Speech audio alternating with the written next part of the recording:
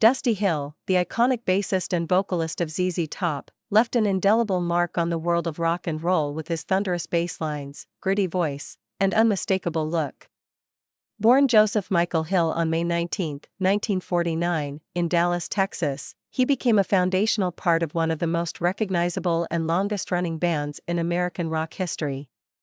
When news of his passing broke on July 28, 2021, fans around the world were stunned and devastated. The announcement came suddenly and was particularly heartbreaking because Hill had still been actively performing with the band just days before his death. The official statement from ZZ Top's surviving members, Billy Gibbons and Frank Beard, revealed that Dusty Hill had died in his sleep at his home in Houston, Texas. He was 72 years old.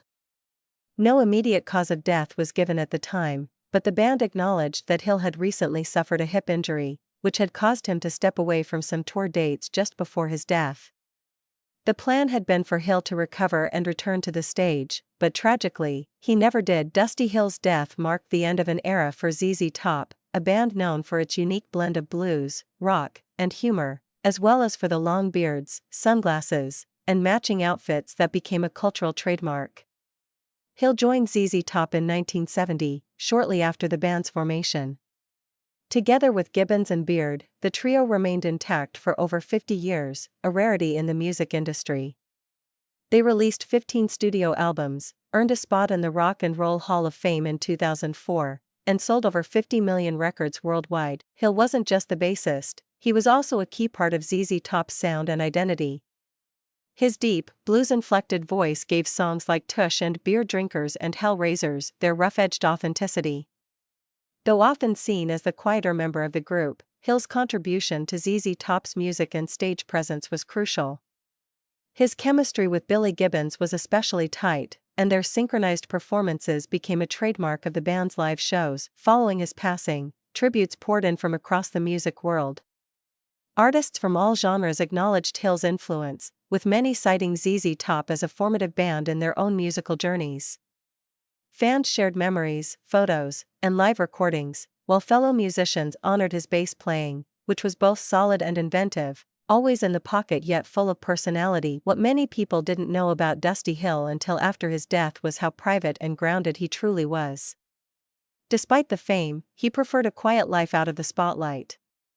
In interviews, Hill often emphasized the importance of loyalty, simplicity, and staying true to the music.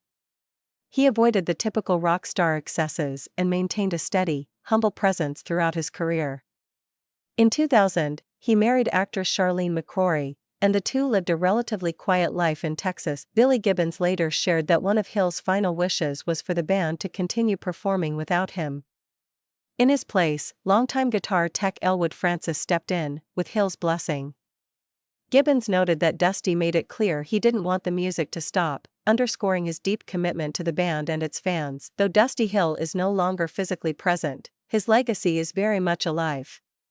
His playing continues to inspire bassists around the world, and ZZ Top's music endures as a staple of classic rock radio, playlists, and arenas.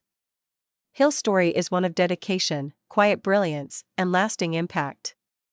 His death may have come suddenly, but his influence was built over decades and will not fade easily. In the wake of this devastating news, fans continue to celebrate Hill's life not just with sorrow but with gratitude for the music, the memories, and the mark he left on the world of rock.